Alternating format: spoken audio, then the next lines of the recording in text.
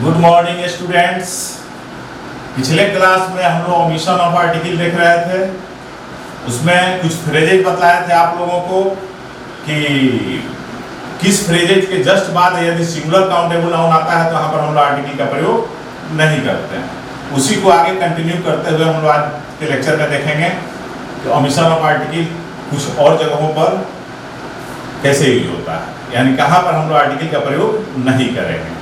तो देखिए, पिछले क्लास में हम लोग फ्रेजेज देखे थे, आज हम लोग कुछ वर्ब्स देखते हैं। जैसे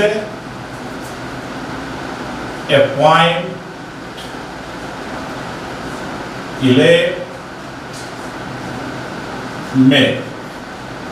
इसके बाद सिंगुलर काउंटेबल अगर नाउन आता है तो यहां पर हम लोग किसी आर्टिकल का प्रयोग नहीं करते, यानी जीरो आर्टिकल। हम जिसको लिए बताए थे कि हम फाइव लिखेंगे तो फाइव का मतलब जीरो आर्टिकल, नो आर्टिकल। तो इस वर्ब के बाद जब सिंगुलर काउंटेबल नाउन आ जाएगा तो यहाँ पर हम लोग इस नाउन के पहले किसी आर्टिकल का प्रयोग नहीं करेंगे। जैसे ही was elected an MP। He was elected an MP। तो क्या ये MP के पहले जो आर्टिकल हम लोग लगाए हैं, देखने में लग रहा है कि सही है, लेकिन यहाँ पर हम लोग आर्टिकल का प्रयोग करेंगे तो यह वाक्य गलत हो जाएगा। यह रूल यही कहता है। तो यहाँ पर हम लोग आर्टिकल का प्रयोग नहीं करेंगे, सिर्फ होगा he was elected MP। यह सही वाक्य होगा। अब देखिए दूसरा वाक्य देते हैं कि we have made her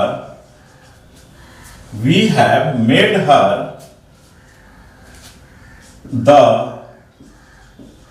monitor। We have made her the monitor। तो यहां पर जो the monitor लिखे हैं यह गलत हो जाएगा। क्यों गलत हो जाएगा? कि we have made her the monitor। तो made यहां पर वर्ब है, प्रेजेंट परफेक्ट टेंस में हम लोग वाक्य शुरू किए हैं, तो have के बाद V3 आया, तो यहां पर हम लोग आर्टिकल का प्रयोग करते हैं तो गलत होगा। लिखना होगा we have made her monitor। फिर देखते हैं कि आपको जैसा कि पिछले क्लास में बताया कि इसमें किंतु परंतु बहुत लगा हुआ है, तो यहां पर भी हम लोगों को किंतु परंतु पर ध्यान देना होगा। जैसे बट करके हम लिखते हैं, और समझिए अगर डायरेक्ट इसका ऑब्जेक्ट आ जाए, जैसे कैसे यहां पर हर ऑब्जेक्ट आया है, तो मॉनिटर क्या है? कंप्लीमेंट आ गया। तो यहां पर direct if there is an object an is used, तो वैसी स्थिति में उस नाउन के पहले हम लोग an का प्रयोग करेंगे। अब देखिए कैसे। अब हम कहते हैं कि I appointed clerk। I appointed clerk। तो I appointed clerk, यह appoint वर्ब हो गया, तो यह क्या हो गया? ऑब्जेक्ट हो गया। तो जब ऑब्जेक्ट हो गया तो वही बताया है कि जब इस वर्ब का कोई ऑब्जेक्ट हो तो इसके पहले अगर आर्टिकल नहीं लगाते हैं तो वह गलत हो जाता है। यहां पर लिखना होगा I appointed a clerk। ये आपका वाक्य सही हो जाएगा। उसी तरह से एक और एग्जांपल देते हैं। We appointed time to meet the principal। मान लीजिए यही सेंटेंस है, टू मीट द प्रिंसिपल। तो वैसी स्थिति में यहां पर जो टाइम आया है इसके पहले अगर आर्टिकल नहीं लगाएंगे तो यह वाक्य गलत हो जाएगा, क्योंकि इस अपॉइंटेड का टाइम क्या हो गया? ऑब्जेक्ट हो गया। तो यहां पर लिखना होगा कि we appointed a time to meet the principal। वैसी स्थिति में अपॉइंटेड यहां पर किसका मीनिंग दे रहा है? आई फिक्स्ड,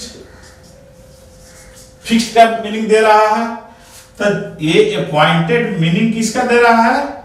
तो फिक्स्ड का, यानी we fixed a time to meet the principal. तो वैसी स्थिति में जब ये लगाएंगे तब आपका वाक्य सही होगा। यानी कहने का मतलब कि अपॉइंट, इलेक्ट, मेक के बाद अगर नाउन आ जाता है तो नाउन कॉम्प्लीमेंट होता है। तो नाउन कॉम्प्लीमेंट के साथ हम लोग आर्टिकल का प्रयोग नहीं करते हैं। लेकिन अगर जैसे यहां पर देखिए वी हैव मेड हर, ये तो पैसिव में था, इसलिए ये एक्टिव में है कि वी हैव मेड हर, हर आ गया ऑब्जेक्ट, तो यह क्या बन गया? कॉम्प्लीमेंट। तो जब कॉम्प्लीमेंट बन करके आएगा सिंगुलर नाउन तो वहां पर हम लोग आर्टिकल का प्रयोग नहीं करेंगे। लेकिन यदि यह डायरेक्ट ऑब्जेक्ट बन के आ जाएगा तो वैसी स्थिति में हम लोग जिस तरह से यहां पर ये वाक्य गलत था, यहां पर ये लगाएंगे तब जाकर के सही होगा, जैसे यहां पर लगाया गया था। तो उसी तरह से दूसरे सेंटेंस में भी इस टाइम के पहले ए का प्रयोग होगा, तब जाकर के यह वाक्य सही होगा। तो यही ध्यान देना है। जनरली किताबों में यह चीज डिस्कस किया हुआ रहता है कि आर्टिकल का प्रयोग नहीं होगा, लेकिन यह चीज नहीं दिया हुआ रहता है। तो आपको ध्यान देना है कि जब यह नाउन कॉम्प्लीमेंट बन करके आएगा तो वैसी स्थिति में उस नाउन के पहले हम लोग आर्टिकल का प्रयोग नहीं करेंगे।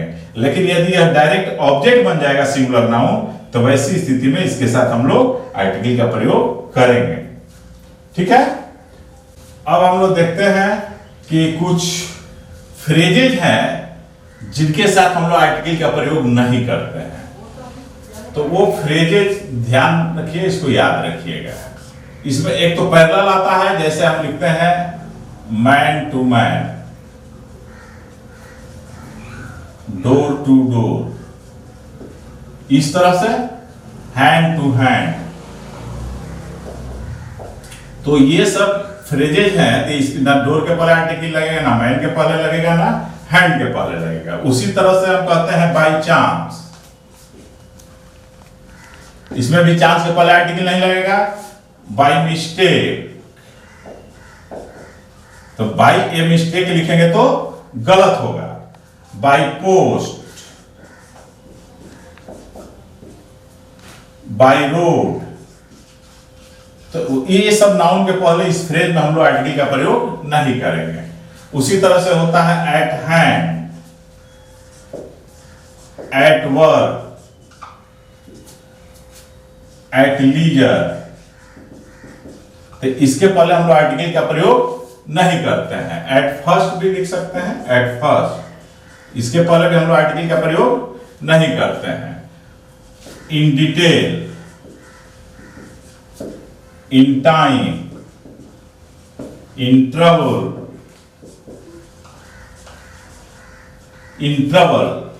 इन हेस्ट, जल्दीबाजी में, एंड सो ऑन एटसेट्रा। तो ये सब जब फ्रेज वाक्य में आते हैं तो इनके साथ आर्टिकल लगा करके आपको प्रश्न में दे दिया जाता है, जहां के आर्टिकल का प्रयोग कदापि नहीं होगा। जैसे एक सेंटेंस देते हैं,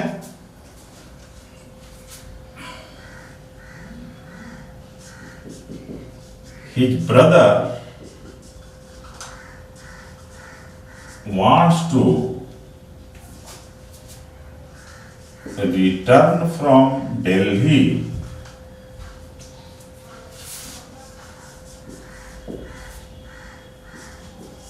by the road, मान लीजिए बाय द रोड, यानी सड़क के रास्ते से वह रिटर्न होना चाहता है दिल्ली से। ऐसे भी कोरोना चल रहा है तो सड़क से ही आना पड़ेगा, ट्रेन तो चल नहीं रही है, तो इसलिए अब यहाँ बाय द रोड। एक पहले भी आप लोगों को बतलाए थे कि by plus no article plus means of communication और ट्रांसपोर्टेशन, वही रूल यहाँ भी लग रहा है। तो यहाँ पर द का प्रयोग या बाय ए रोड लिखेंगे तो वो भी गलत होगा। यहाँ सिंपली क्या होगा? बाय रोड, यह आपका सेंटेंस सही होगा। तो ये सब फ्रेज को आपको याद रखना है, ये इंपॉर्टेंट फ्रेजेज है। यदि कुछ अपने नॉलेज के लिए और अधिक फ्रेज जानना चाहते हैं तो मेरी बुक जो परफेक्ट कॉम्पिटिटिव इंग्लिश है उसमें आप देख सकते हैं, उसमें कलेक्शन दिया हुआ है। लेकिन ये सब इंपॉर्टेंट है, जनरली एग्जाम में क्वेश्चन इस सब फ्रेज का यूज करके दिया जाता है, तो इसलिए आप लोगों को एटलीस्ट ये सब फ्रेज को ध्यान रखेंगे। शिवाजी इन ट्रबल अगर कहते हैं सही होगा, शिवाजी इन ए ट्रबल, तो गलत हो जाएगा, शिवाजी इन ट्रबल होगा, ए ट्रबल नहीं होगा। तो ये सब ध्यान रखना है कि ये सब फ्रेज जब भी वाक्य में आएंगे तो इनके साथ आर्टिकल का प्रयोग नहीं किया जाएगा। तो देखिए कि अभी आप लोग देख रहे थे कि फ्रेजेज कुछ ऐसे हैं जिनके पहले आर्टिकल का प्रयोग हम लोग नहीं करते हैं। अब देखिए आर्टिकल में तो मेन चीज क्या है वो आपको ध्यान रखना है। हम लिख देते हैं यहां रिमेंबर, यानी याद रखें। तो किन किन चीजों को आपको याद रखना है, तो जैसा कि स्ट्रक्चर आप लोगों को बतलाया गया था वही स्ट्रक्चर को यहां लिख रहे हैं। देखिए आर्टिकल प्लस नाउन, नाउन के पहले आर्टिकल आता है। दूसरा चीज ध्यान देना है कि article plus adjective plus noun, यानी नाउन के पहले एडजेक्टिव आता है तो आर्टिकल एडजेक्टिव के पहले आ जाता है। तीसरा चीज आपको ध्यान रखना है कि article plus adverb plus adjective plus noun, यानी नाउन के पहले एडजेक्टिव और एडजेक्टिव के पहले एडवर्ब हो तो आर्टिकल कहां आ जाता है, एडवर्ब के पहले। आप लोग ये भी बताए थे कि बट, किंतु, परंतु सभी एडवर्ब के साथ ये चीज नहीं लागू होता है। कुछ ऐसे भी एडवर्ब्स हैं जो अपने बाद आर्टिकल लेते हैं, पहले नहीं लेते हैं, बाद में लेते हैं। जैसा कि पहले भी डिस्कस किए थे, यहां पर जिस्ट के रूप में आपको बतला दे रहे हैं। तो इसको ध्यान दीजिए कि क्वाइट या जस्ट, सच, व्हाट, मेनी, अब ये सब जो शब्द है तो इनके साथ ए एन प्लस एस एन, यानी कि ये जो ऐसे शब्द हैं कि इस क्वाइट, मेनी ए बॉय, तो मेनी ए बॉय होता है कि मेनी के बाद ए आ जाता है, यहां पर नाउन सिंगुलर रखा जाता है। फिर आपको ध्यान देना है कि हम लोग यहां पर एडजेक्टिव भी लगाएंगे, सॉरी एडजेक्टिव छोड़ दिया है, एक मिनट, यहां एडजेक्टिव छूटा हुआ है, उसको लिख लीजिए। A an plus adjective plus S C N, जैसे many and intelligent students have taken admission in this batch। मान लीजिए ही सेंटेंस आपको हम दे दी, many and intelligent students have taken admission in this batch। अब हम आपको ये अंडरलाइन कर दे रहे हैं हैव तक को, मेनी एंड इंटेलिजेंट स्टूडेंट्स है। अब हम लिखते हैं ऑप्शन पहला, first, many intelligent a student has, एक तो ये दे दिए, दूसरा दे रहे हैं a many intelligent student has. Third option, many and intelligent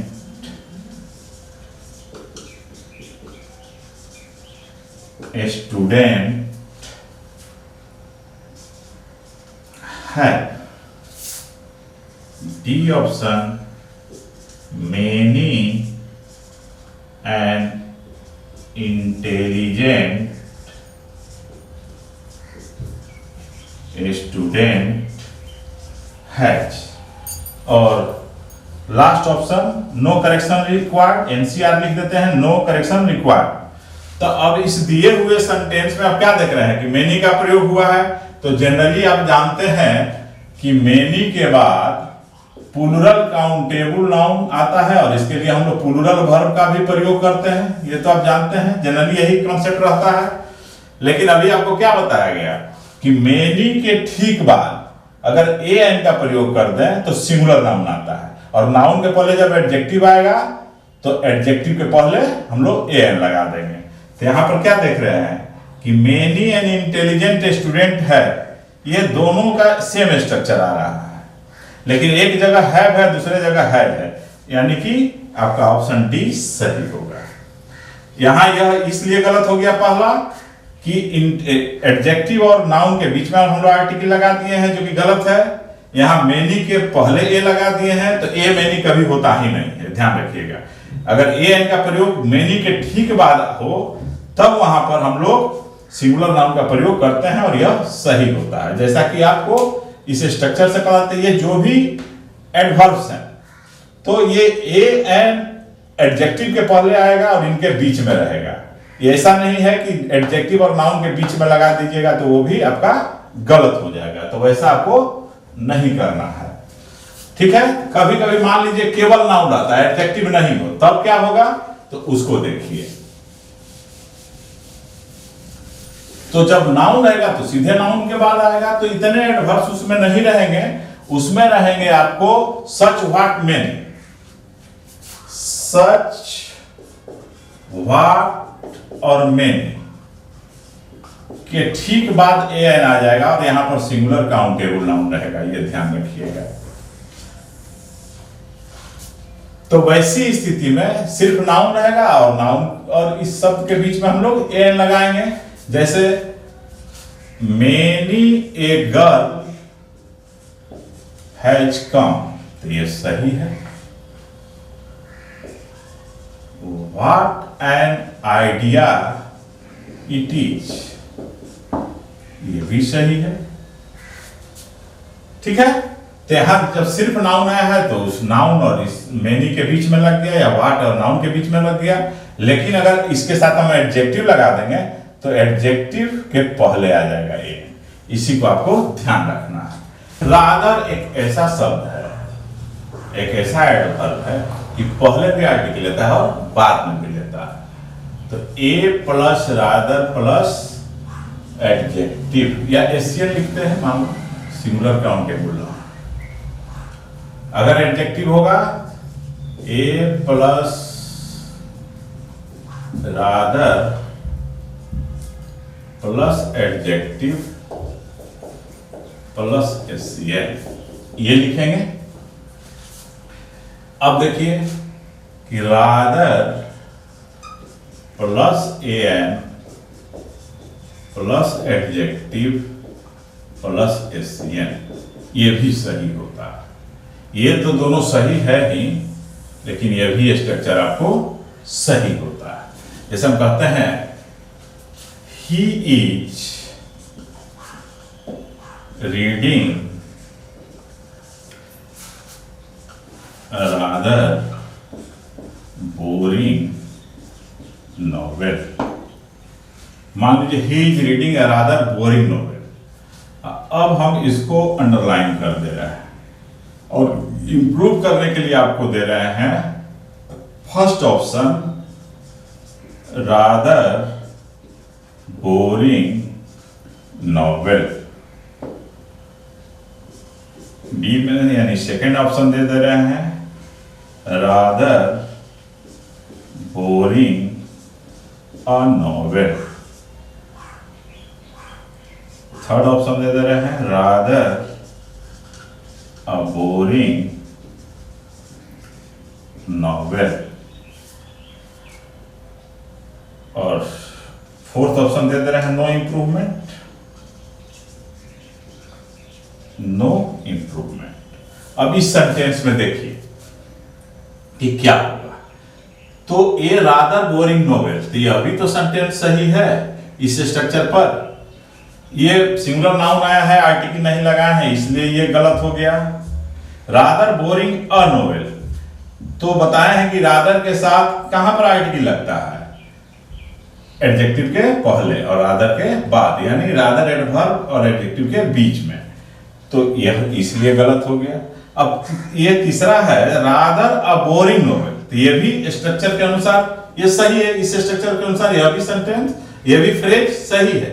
लेकिन कभी कभी ऐसे क्वेश्चन आपको एग्जाम में मिल जाते हैं कि जो अंडरलाइन पार्ट है वह भी सही है, जो ऑप्शन में भी एक सही तरीका से लिखा हुआ है, तो वहां पर दुविधा हो जाती है। या तो जिनको ये रूल दिमाग में रहता है तो कर क्या देते हैं कि सी को टिक करके आ जाएंगे, या जो जानते हैं कि ये दोनों तरीका होता है तो किसको किया जाए। तो देखिए, जब ये अंडरलाइन पार्ट सही हो और दूसरे तरीका से अगर कोई दूसरा फ्रेज भी दिया हुआ हो तो वो आपका आंसर नहीं होगा, आंसर हो जाएगा नो इंप्रूवमेंट, क्योंकि इसमें आपको इंप्रूवमेंट की जरूरत ही नहीं है। अगर इंप्रूवमेंट की जरूरत होगी तो ये गलत रहेगा, अगर ये सही रहेगा तो सीधे आंसर होगा नो इंप्रूवमेंट। हालांकि इस ऑप्शन में यह भी दिया हुआ जो है सही है, ये भी गलत नहीं है, ये भी सही है, लेकिन इस तरह के क्वेश्चन में आपका आंसर होगा डी, नो इंप्रूवमेंट, क्योंकि यह सही है। अब देखिए, हम लोग देखते हैं कि बोथ और ऑल के साथ इसको मिटा दें, तो बोथ और ऑल दो ऐसे शब्द हैं कि जो नाउन के साथ तो यूज होते हैं,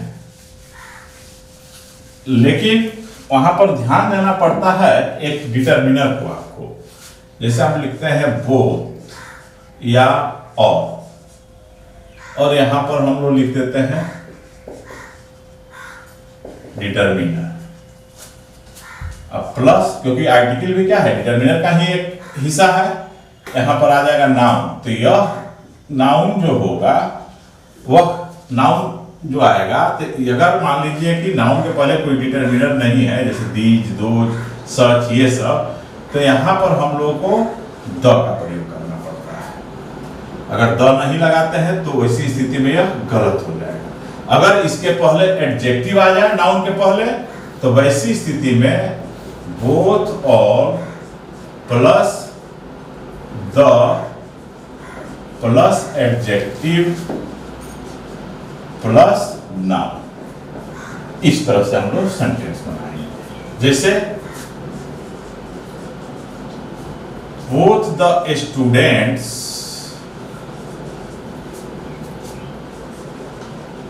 have passed with distinction, तो both the students have passed with distinction, yes सही। अगर द को पहले लगा देंगे तो ये गलत हो जाएगा, कभी कभी ऐसा भी दिया जाता है, द बोथ स्टूडेंट्स, तो यह गलत होगा। जैसे कहते हैं माई ऑल स्टूडेंट्स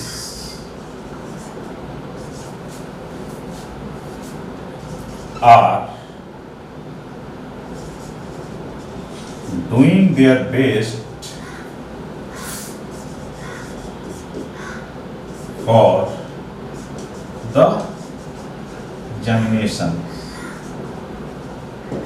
तो माई ऑल स्टूडेंट्स, अब माई क्या है, डिटरमिनर हो गया, ऑल भी हालांकि डिटरमिनर है, लेकिन यहां आपको स्ट्रक्चर बताया है कि ऑल बोथ के साथ डिटरमिनर जो दूसरा आएगा वह कहां जाएगा, बताइए, बीच में।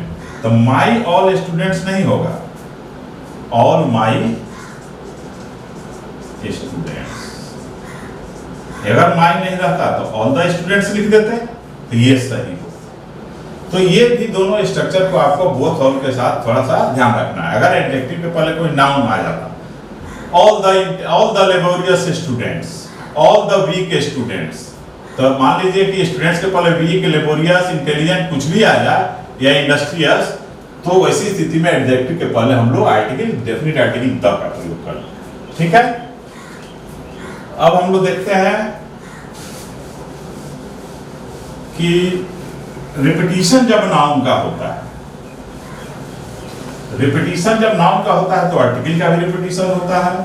तो वैसी स्थिति में जैसा कि आप जानते हैं अभी कि दो नाउन रहे और दोनों के पहले आर्टिकल आ जाए, तो वैसी स्थिति में क्या होता है, जैसे हम देते हैं आर्टिकल प्लस नाउन या कंजक्शन से जुड़ जाए एंड, और फिर हम लिखते हैं आर्टिकल तब नाउन, यानी कि यहाँ दोनों नाउन के पहले आर्टिकल लग गया। अब आर्टिकल के रूल के अनुसार नाउन के पहले आर्टिकल लगेगा, तो यहाँ पर टू पर्सन्स और थिंग्स का बोध कराएगा, यानी दो अलग अलग व्यक्ति या वस्तु का बोध कराएगा। लेकिन अगर मान लीजिए आर्टिकल सिर्फ पहले नाउन के आगे में रहे, यहाँ पर नाउन एंड से जुड़ जाएगा और यहाँ पर भी नाउन आ जाएगा, इसके पहले आर्टिकल नहीं रहेगा। तो जब दो नाउन एंड से जुड़ जाए और आर्टिकल सिर्फ पहले वाले नाउन के पहले रहे, तो वैसी स्थिति में ये दोनों नाउन एक ही व्यक्ति या वस्तु को का बोध कराएंगे, यानी वन पर्सन और थिंग का बोध कराएंगे। जैसे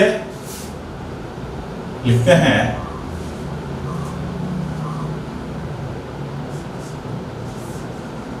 ए dancer and musician, sorry singer करते हैं ज्यादा बेहतर रहेगा। A dancer and singer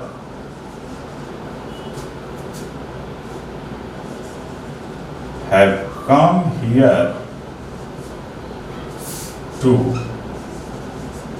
entertain us, मान लीजिए यही sentence, a dancer and singer have come here to entertain us.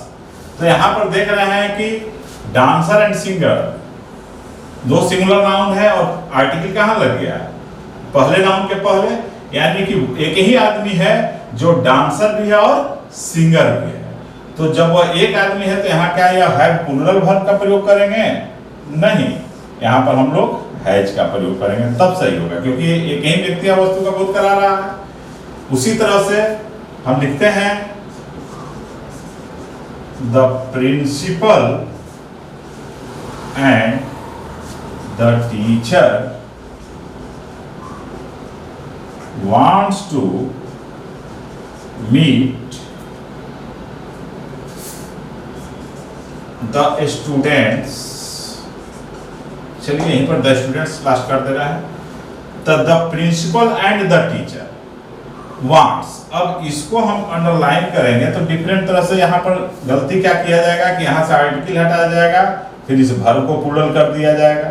तो वांट्स वर्ब में एस लग गया तो यह सिंगुलर हो गया, यानी कहने का मतलब है कि प्रिंसिपल और टीचर दोनों एक ही आदमी हैं, तो यहाँ पर द का प्रयोग नहीं करेंगे। द प्रिंसिपल एंड टीचर, तो वांट्स हो गया। अगर लिखे the principal and the teacher तो यहाँ वांट कर देते तो वो भी सही हो जाता, लेकिन उसका मीनिंग हो जाता कि प्राचार्य और शिक्षक जो दो अलग अलग व्यक्ति हैं। अगर उसी तरह से इसमें ए डांसर एंड ए सिंगर लिखते, यानी डांसर अलग व्यक्ति है और सिंगर अलग व्यक्ति है, तो वैसी स्थिति में दो अलग अलग व्यक्ति का बोध कराएगा। तो इस पर आपको ध्यान रखना होगा कि वाक्य में सिंगुलर मीनिंग में प्रयोग हुआ है या प्लूरल मीनिंग में। तो इस तरह से इस सब चीजों पर आपको ध्यान देना है, इस आर्टिकल पर भी ध्यान देना है, वर्ब पर भी ध्यान देना है। हो सकता है कि आगे में सेंटेंस में और इस सब्जेक्ट के लिए पॉजेसिव केस में प्रोनाउन भी प्रयोग कर दिया जाए, हिज, हर, देयर, तो वहां से भी आपको ध्यान देना होगा कि सिंगुलर अर्थ में प्रयोग किया जा रहा है कि प्लूरल अर्थ में प्रयोग किया जा रहा है। ठीक है, अब देखते हैं हम लोग कि कभी कभी होता क्या है कि दो ऑर्डिनल एंड से जुड़े हुए रहते हैं, ऑर्डिनल नंबर। कभी कभी दो ऑर्डिनल नंबर एंड से जोड़ के दे दिए जाते हैं, जैसे the first and the second. तो फर्स्ट और सेकेंड क्या है? दोनों ऑर्डिनल नंबर है। ऑर्डिनल न्यूमरल एडजेक्टिव जिसको हम लोग कहते हैं, जिसको एडजेक्टिव में हम लोग डिटेल्स में देखेंगे। यहाँ पर थोड़ा नाउन का रिलेशन है इसलिए डिस्कस कर दे रहे हैं कि देखिए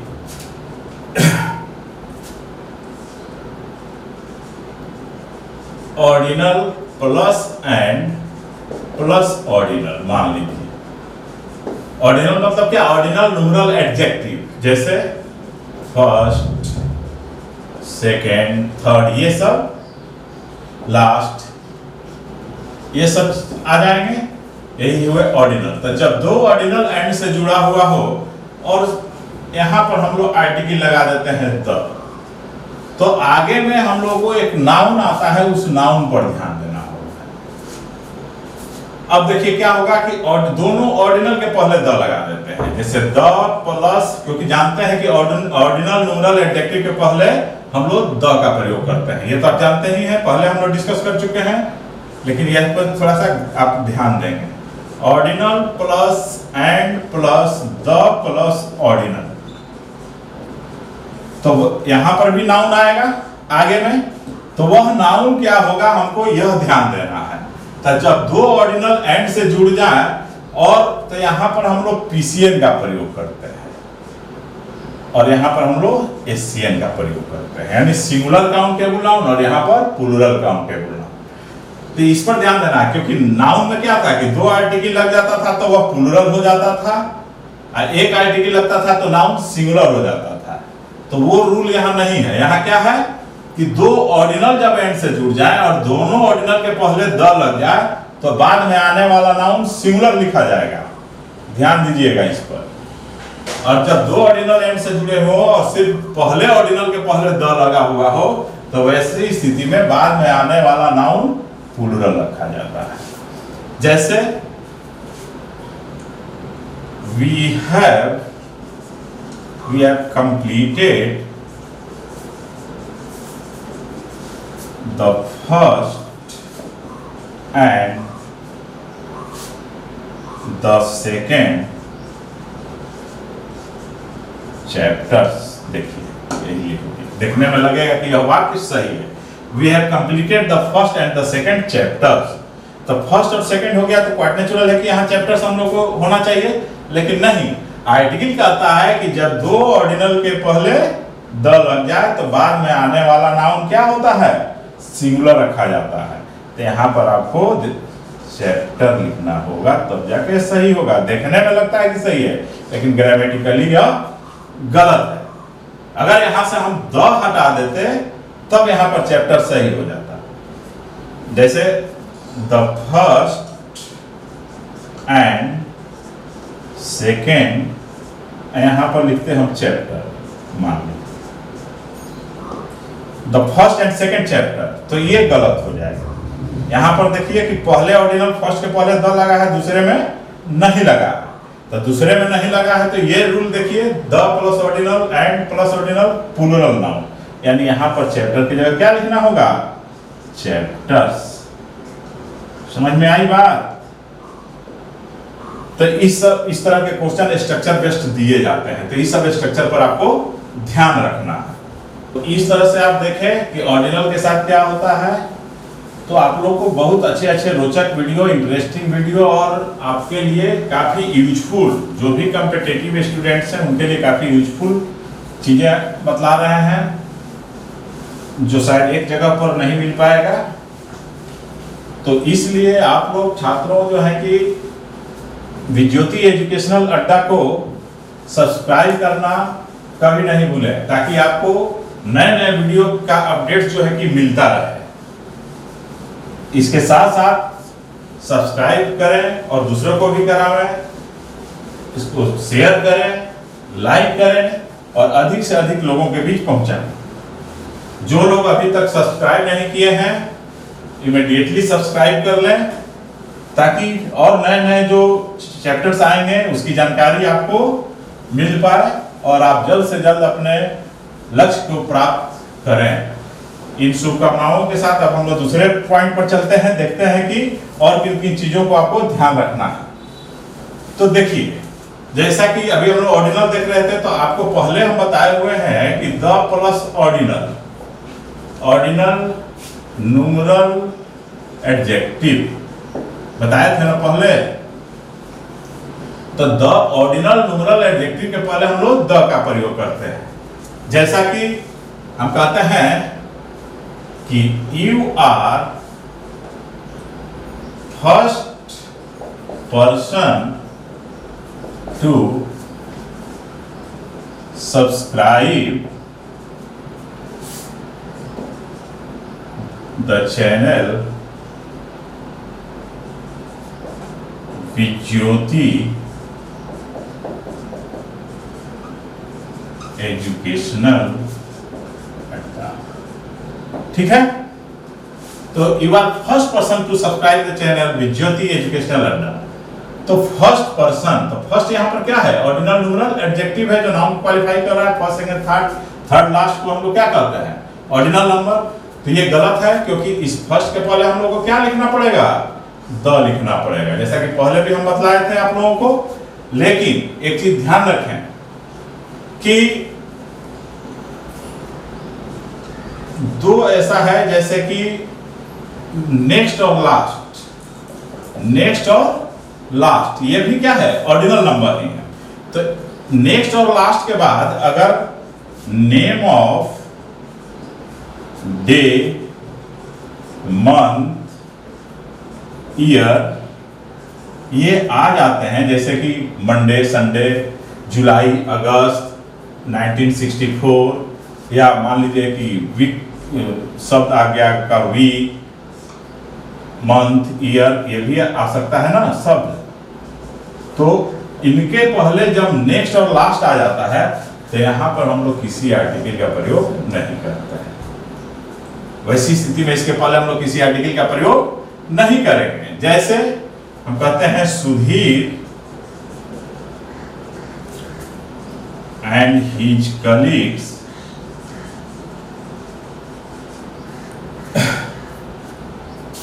will go to Kashmir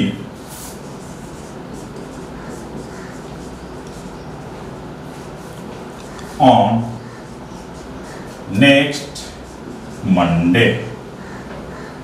मान लीजिए हमें ही देते हैं, और नेक्स्ट मंडे भी दे सकते हैं या इन नेक्स्ट वीक भी दे सकते हैं। On the next Monday, sorry in the next week, इस तरह से। तो on the next Monday, in the next week. तो जैसा कि आप देख रहे थे यहाँ पर ऑर्डिनल न्यूमरल एडजेक्टिव के पहले हम लोग द लगा रहे थे, लेकिन नेक्स्ट लास्ट के बाद जब दिन का नाम, महीने का नाम, ईयर या वीक, मंथ, ईयर जैसे शब्द आ जाए, जैसे यहाँ पर हम वीक लिख दिए हैं, तो वैसी स्थिति में हम लोग आर्टिकल का प्रयोग नहीं करते। अगर करेंगे तो यह वाक्य गलत होगा। यही चीज आपको बताना चाह रहा है। तो यहाँ पर हम लोग क्या करना होगा? सिंपली क्या हो जाएगा? Sudhir and his colleagues will go to Kashmir next Monday या नेक्स्ट वीक। ये इस तरह से होगा। अगर नेक्स्ट और लास्ट को हम लोग नेक्स्ट को बाद में कर देंगे तब ऑन का प्रयोग हो जाएगा, यह भी ध्यान रखना है आपको। बट अगर हम यहां लिखें कि नेक्स्ट मंडे, तो ये तो सही है, लेकिन मंडे नेक्स्ट कर दें तो ये गलत हो जाएगा। तब फिर यहां पर हम लोग क्या लगाना पड़ेगा? ऑन मंडे नेक्स्ट, तब जाके सही हो जाएगा। यानी यहां पर हमको लिखना पड़ेगा ऑन मंडे नेक्स्ट, तब जाके सही हो जाएगा, तब जाकर के यह वाक्य सही होगा। तो नेक्स्ट और लास्ट दो ऐसे टर्म हैं कि जब इनके पहले आएंगे तो ये अपने साथ आर्टिकल नहीं लेंगे, लेकिन अगर ये बाद में चला जाएगा तो इसके अनुसार यहाँ पर जैसे दिन के नाम के पहले हम लोग प्रीपोजिशन ऑन का प्रयोग करते हैं, यहाँ भी हम लोग ऑन का प्रयोग करेंगे। ठीक है, समझ गए? कोई दिक्कत नहीं। अब देखिए, अब इसको हम लोग इस चैप्टर को कंक्लूड करेंगे धीरे धीरे। अब कंक्लूजन की तरफ हम लोग बढ़ रहे हैं, इसलिए थोड़ा सा धैर्य रखें, ये अब कंक्लूड हो जाएगा। अब देखिए, दो शब्द हमको ध्यान रखना है आप लोगों को, एक कंडीशन और एक स्टेट, स्थिति। कंडीशन का मतलब स्थिति होता है, दशा होता है। स्टेट का मतलब स्थिति और दशा होता है। तो कंडीशन के साथ हम लोग क्या करेंगे?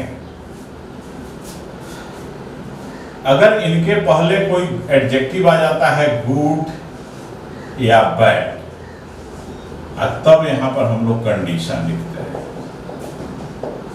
फिर लिखते हैं गुड और बैड और लिख देते हैं स्टेट। तब वैसी स्थिति में स्टेट के साथ हम लोग यहाँ पर ए का प्रयोग करेंगे, लेकिन इसके साथ आर्टिकल का प्रयोग नहीं करेंगे, जबकि दोनों का मीनिंग सेम आएगा।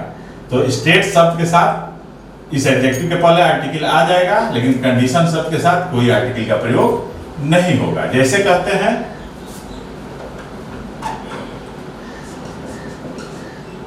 His shoes are in a good condition, मान लो उसके जूते अच्छी स्थिति में, मतलब ठीक है, पहना जा सकता है। अब फिर लिखते हैं His shoes are in good state। तो मोर और लेस दोनों का मीनिंग तो एक ही है, लेकिन दोनों वाक्य यहाँ पर गलत है। जैसा कि आपको पहले बता दिए हैं कि कंडीशन और स्टेट शब्द के साथ आपको ये चीज को ध्यान रखना है, क्योंकि ऑटोमेटिक एक्सप्रेशन में आ जाता है। तो वैसी स्थिति में कंडीशन के साथ आर्टिकल का प्रयोग नहीं होगा, ये ध्यान रखिएगा। जबकि स्टेट के साथ आर्टिकल का प्रयोग हम लोग नहीं करेंगे तो गलत होगा। यहाँ पर क्या लिखना होगा? ए लिखना पड़ेगा। ठीक है, तो इस तरह से हम लोग इसका देख रहे थे जिस्ट इस चैप्टर का कि कहाँ पर आर्टिकल का प्रयोग नहीं होगा, कहाँ पर होगा, कौन सा अर्थ देगा, ये सब हम लोग देख रहे थे। अब एक चीज और देखें, एक चीज एग्जामिनेशन में बराबर पूछता है, वह है आपको शब्द एम्प्लॉयमेंट और जॉब, ये दो शब्द का यूज होता है। तो ध्यान रखिएगा कि एम्प्लॉयमेंट शब्द के पहले हम लोग आर्टिकल नहीं लगाएंगे, जबकि जॉब के पहले हम लोग ए का प्रयोग करेंगे। ठीक है, तो ये दो शब्द को ध्यान रखिएगा। जैसे हम लिखते हैं he is seeking an employment now, he is seeking an employment now, यानी अभी कोई रोजगार ढूंढ रहा है।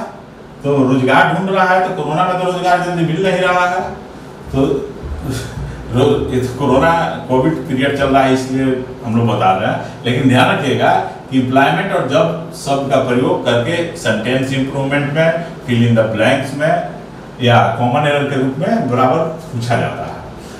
तो ही सीकिंग एन एम्प्लॉयमेंट यहाँ पर लिखना गलत होगा, ही seeking employment now.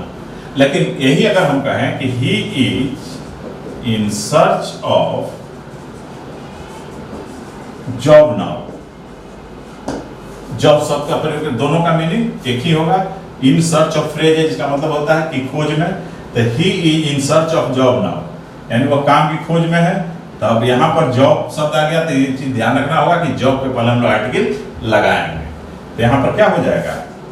A job, he is in search of A job now, ये सही होगा। तो इस चीज को ध्यान रखेंगे। और कुछ ऐसे अनकाउंटेबल नाउन होते हैं जिसके पहले हम लोग सामान्यतः ए एन का प्रयोग नहीं करते हैं, जैसे पहले भी डिस्कस कर चुके हैं। वर्क हो गया, सीनरी हो गया, पोएट्री हो गया, इसको हम लोग दूसरे चैप्टर में देखेंगे। ठीक है, और अब हम लोग क्या करेंगे कि अब प्रैक्टिस करेंगे, क्योंकि प्रैक्टिस बहुत जरूरी है। तो प्रैक्टिस के लिए तो मान लीजिए 2-4-10 क्वेश्चन से तो ज्यादा हम इस पर कराएंगे नहीं, तो बेहतर होगा कि आप लोग को जैसा पहले भी बताए थे कि perfect competitive English book at least रख लीजिए, जिसके मार्फत आप लोग हमको जानते हैं। और उस बुक में करीब करीब 500 से 800 के बीच आपको प्रश्न दिए हुए हैं डिफरेंट तरह से। तो उसको आप लोग बनावें, सॉल्व करें और उसका डिजिटल आंसर मिलावें, एक्सप्लेनेशन को देखें, और उस एक्सप्लेनेशन में अगर कोई दिक्कत आवे, अगर नहीं समझ में आवे, तो आपको मैं एक नंबर दे रहा हूं, उस नंबर पर कांटेक्ट करें और कोई भी कंफ्यूजन हो उसको दूर कर लें। और नंबर नोट कर लीजिए आप लोग और उस नंबर पर संपर्क करें। लेकिन एक्सरसाइज जरूर करें। अगर एक्सरसाइज नहीं करेंगे तो परफेक्शन नहीं आएगा, केवल पढ़ लेने से नहीं होगा। एक्सरसाइज बहुत जरूरी है। Practice makes a man perfect. तो परफेक्शन चाहते हैं तो प्रैक्टिस करना जरूरी है। ये नंबर लिख लीजिए 9835202535 9835202535। तो तो इस नंबर पर आप संपर्क करें, लेकिन हाँ पहले उसको सॉल्व करें। अगर मान लीजिए एक बार बैठते हैं और आप 40 से 50 क्वेश्चन को सॉल्व कर रहे हैं, तो उसके डिजिटल आंसर को मिलाइए कि 40-50 में से आपका कितना परसेंट सही हो रहा है। उससे आप जैसे मान लीजिए कि आप 50 बना लिए, आपका मान लीजिए 40 सही हो गया, तो 40/50 लिखिए, तो 10 क्वेश्चन का फिर डिजिटल आंसर के बाद एक्सप्लेनेशन को देखिए। उस एक्सप्लेनेशन से उम्मीद करते हैं कि आपका क्लियर हो जाएगा। लेकिन 1-2% मान लीजिए उसमें भी नहीं समझ में आता है, तब इस नंबर पर आप संपर्क करें और अपने समस्या का समाधान लें। लेकिन संपर्क जब भी करना हो तो बेहतर होगा कि आफ्टर 8 AM, 8 to 10 के बीच, सॉरी AM नहीं PM, शाम में 8 से 10 के बीच आप फोन कर सकते हैं। दिन में कभी नहीं फोन करेंगे कि दिन में बहुत सारे काम में हम लोग व्यस्त रहते हैं लिखने पढ़ने में, इसलिए आप लोग इस नंबर पर संपर्क कर लें। लेकिन हाँ पहले उसको बनाना। जब दूसरा चैप्टर हम लोग शुरू करेंगे तो उस चैप्टर को इस बुक से एक बार पढ़ लें। बार बार हम कहते हैं कि एक बार पढ़ करके आप देखेंगे तो आपको ज्यादा कॉन्सेप्ट क्लियर होगा। ये कॉन्सेप्ट क्लियर होने की बहुत जरूरत है। इसलिए अभी तक आप में से जो लोग सब्सक्राइब नहीं किए हैं चैनल विज्योति एजुकेशनल अड्डा जो नाम से जो दिया हुआ है, तो इसको सब्सक्राइब कर लें और इसको शेयर करें अधिक से अधिक अपने रिलेटिव्स फ्रेंड्स के बीच, ताकि अधिक से अधिक लोगों को इसका फायदा हो सके। सब्सक्राइब करने के लिए इसलिए कह रहे हैं कि कोई भी नया वीडियो अपडेट्स होगा तो आपको उसका इंफॉर्मेशन आपको तुरंत मिल जाएगी। ठीक है।